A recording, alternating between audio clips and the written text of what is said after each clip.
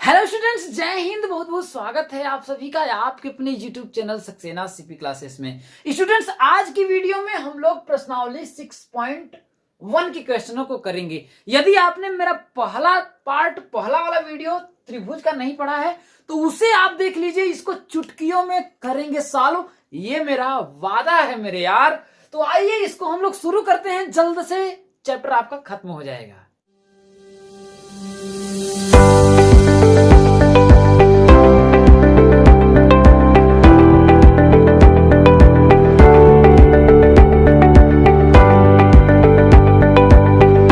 आपका प्रश्नावली 6.1 का पहला क्वेश्चन क्या कह रहा है, देखिए। कोष्ठक में दिए गए शब्दों में से सही शब्दों का प्रयोग करते हुए रिक्त स्थानों को भरिए।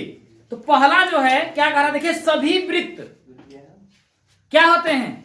सर्वांगसम होते हैं या समरूप होते हैं? समरूप होते हैं। जितने, क्योंकि वृत्त अगर है तो वो क्या होगा आपका? गोल ही होगा। आकृति क्या होगी उसकी? गोल ही होगी। मतलब कि उसका जो शेप है क्या होगा आपका? शेप, जो आपका आकार है वो क्या होगा? एक जैसा होगा, मगर आमाप जो है वो अलग अलग हो सकती है। इसलिए ये दोनों आपस में क्या होंगे? समरूप होंगे। पहला। दूसरा वाला क्या कह रहा है आपका, देखिए। दूसरा वाला कह रहा है कि सभी जो वर्ग हैं, जितने भी आपके क्या होते हैं? वर्ग होते हैं, वे समरूप होते हैं या सर्वांगसम होते हैं। तो वर्ग के बारे में भी हमने बताया था कि जितने भी आपके क्या होते हैं? वर्ग होते हैं। क्या होते हैं आपके? जितने भी आपके वर्ग होते हैं वे क्या होते हैं आपके? समरूप होते हैं। क्यों? देखिए, समरूपता की क्या होता है, मैंने बताया था कि उसमें क्या होता है कि वर्ग का क्यों होगा? क्योंकि ये एंगल भी इसका क्या होगा? 90 डिग्री होगा। और इनका अगर रेशियो अगर हम लोग निकालेंगे तो पर भी क्या होगा वो आपका? अनुपात भी क्या होगा आपका? बराबर। क्योंकि वर्ग की सभी भुजाएं क्या होती हैं? बराबर होती है। अगर इसको हम 4 लेते हैं, अगर इसको 5 लेंगे, अगर इसका तो ये भी पूरा 4 होगा। अगर इसको हम 5 ले लिए तो ये पूरा क्या होगा आपका? 5 भी हो जाएगा। तो इसमें क्या होता है, देखिए। समरूपता की शर्त आपसे क्या कहती है कि भुजाओं का जो अनुपात 2, जैसे अगर आपको ऐसे नहीं कंफर्म हो रहा है तो सबसे पहले क्या करना पड़ेगा? उनका भुजाओं का क्या करना पड़ेगा? आपको अनुपात निकालना पड़ेगा। तो इसको हम मान लेते हैं A B C D, इसको मान लेते हैं P Q R S। ये आपका क्या है? वर्ग है। जब आपका वर्ग है तो हम कर लेंगे, देखिए। AD बटा क्या होगा आपका? PS का जो अनुपात होगा वही अनुपात किसका हो सकता है? AB बटा के PQ, AB बटा के PQ। और यही जो अनुपात होगा आपका किसका? BC क्या होगा? BC बटा क्या हो जाएगा? QR बराबर यही अनुपात जो होगा आपका DC बटा के ऐसा ये होगा। तो इसका AD की माप, अगर ये वर्ग है तो AD की माप क्या होगी? 4 है। और इसकी माप अगर वर्ग है तो इसकी माप पूरे की क्या होगा आपका? 4 बटा के 5। मतलब 4 बटा के 5 सबकी अनुपात आया कि नहीं है? और सबका अनुपात बराबर होगा कि नहीं होगा? इसका भी अनुपात 4 बटा के 5, इसका भी अनुपात 4 बटा के 5, इसका भी अनुपात 4 बटा के 5, इसका भी अनुपात 4 बटा के 5। और 100% मैंने बताया था कि यदि अनुपात बराबर हो जाएगा तो हम फिक्स नहीं कर देंगे कि समरूप है कि नहीं है। उसके बाद उसका क्या होना चाहिए? संगत कोण भी क्या होना चाहिए?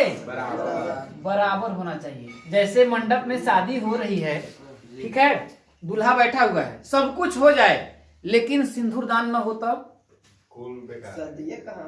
तो कहां फिक्स होगा? दूल्हा कभी नहीं कह सकता ना कि ये धर्म पत्नी हमारी हैं। कहेंगे ना अंतिम जो प्रोसेस है, ये तो तुमने कंफर्म कर लिया। जितना भी पंडित जी को जो भी कथा वथा कहना था वो अपना कंप्लीट कर लिए, लेकिन अंतिम एक जो प्रोसेस है, ये पंडित जी वाला तो प्रोसेस कंप्लीट हो गया, लेकिन अभी लड़के वाला जो मेन प्रोसेस है उसको भी क्या करना है?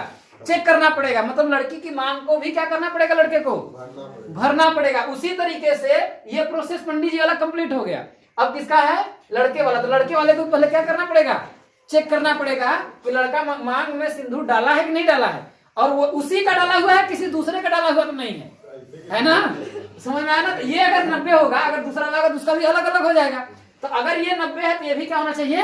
90 होना चाहिए। तब क्या होगा? वो समरूप होगा। कहने का मतलब ये लड़का है और ये लड़की है, ठीक है। तो इन दोनों से अगर मैच कराएंगे तो सिंदूर वही होना चाहिए ना, ठीक है ना। तो ये देखिए 90 डिग्री ये भी है और ये भी 90 डिग्री है, इसलिए दोनों क्या हो जाएंगे, समरूप हो जाएंगे। मतलब संगत कोण, क्योंकि वर्ग के जो हर एक एंगल कितना होता है, 90 डिग्री होता है। जब 90 डिग्री होता है तो ये भी 90 होगा, तो ये भी आपका 90 होगा। ये 90 है तो ये भी 90 होगा। बात समझ में आया कि नहीं आया? आया ना। अब आगे क्या कह रहा है देखिए, इसी में जो आपका चौथा कह रहा है देखिए, सभी त्रिभुज समरूप होते हैं। कौन से त्रिभुज?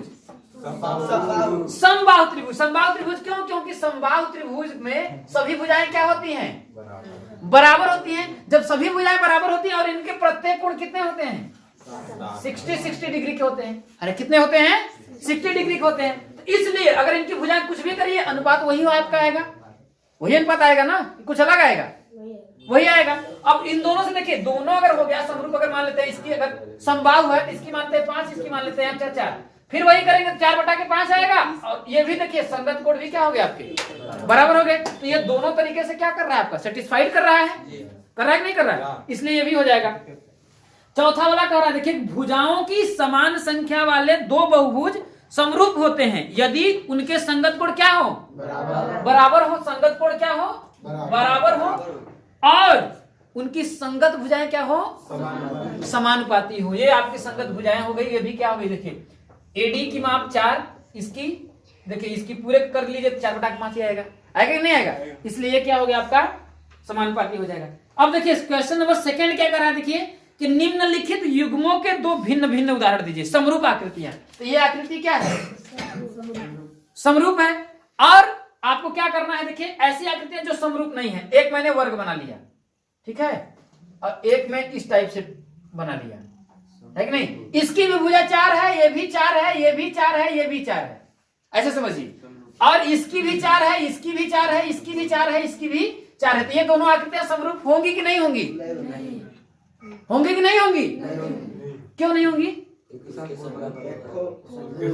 क्योंकि पंडित जी का प्रोसेस कंप्लीट है, लेकिन लड़के का प्रोसेस नहीं है। क्योंकि ये 90 डिग्री तो है, लेकिन ये 90 डिग्री नहीं है। अभी लड़का सिंदूरदान नहीं किया, इसलिए ये इनकी लड़की मतलब औरत नहीं होगी, वाइफ नहीं होगी, इसलिए तो प्रोसेस कंप्लीट हुआ। बात समझ में आई कि नहीं आया?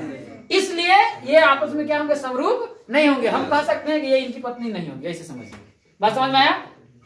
अगला कार्य देखिए, बताइए कि निम्नलिखित चतुर्भुज समरूप हैं या नहीं है। लास्ट वाला है देखिए, उसमें क्या कर रहा है, इसमें आप लोग खुद ही बताइए, आराम से बता सकते हैं कि ये समरूप है कि नहीं है।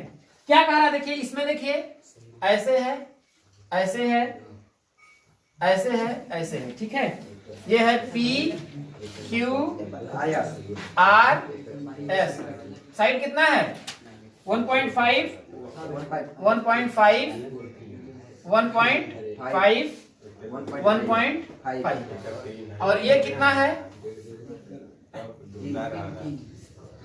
ये है A B C D, ये है 3 सेंटीमीटर, ये भी है 3 सेंटीमीटर, ये भी 3 सेंटीमीटर, ये भी 3 सेंटीमीटर। अब जब ये 3 सेंटीमीटर है तो ये क्या हो जाएगा, वर्ग होगा कि नहीं। और इसका जो एंगल दिखा रहा है कितना है 90 डिग्री। तो सबसे पहले हम क्या करेंगे, भुजाओं का अनुपात ज्ञात करेंगे। सबसे पहले हम क्या करते हैं, भुजाओं का अनुपात ज्ञात करते हैं। तो आपका हो जाएगा देखिए PS बटा के क्या हो जाएगा AD बराबर, ये वाली साइड ये वाली होगा। अब इस पे आते हैं, PQ बटा के AB बराबर क्या हो जाएगा QR बटा के BC बराबर क्या होगा SR बटा के DC। देखिए सबकी भुजाएं 1.5 और इन नीचे वाली का 3, तो 1.5 अपान क्या हो जाएगा 3, अगर काटेंगे कितना आएगा 1/2 आया। मतलब पहला प्रोसेस हमारा कंप्लीट हो गया। इसका मतलब हम कह सकते हैं क्या यह समरूप है? मतलब भुजाएं सभी समानुपाती हैं, लेकिन अभी क्या होना है, सिंधुदान देखना है। ये 90 डिग्री है नहीं है ना, इसका मतलब कि ये 90 डिग्री से अलग है ना, तो क्या होगा समरूप आकृति समरूप नहीं है। क्यों नहीं है? क्योंकि संगत कोण जो है इसका क्या है बराबर नहीं है। कहने का मतलब सिंदूरदान नहीं हुआ है। बात समझ में आया?